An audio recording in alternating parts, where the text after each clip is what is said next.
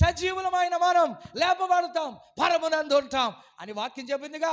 ఆ నిరీక్షణతో మనం కొనసాగలేకపోతున్నాము.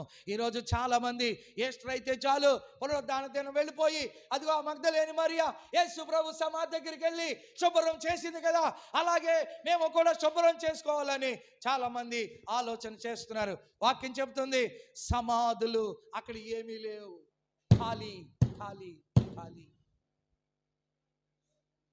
అక్కడ ఖాళీ. ఈరోజు నేను వాక్యం ద్వారా మీతో మాట్లాడుతున్నాను. సమస్తమైన కల్మషము, సమస్తమైన కపటము, సమస్తమైన వేషధారణ, సమస్తమైన అక్రమము దేవుని బిడ్డలారా మనలో నిండిపోయి ఉంటే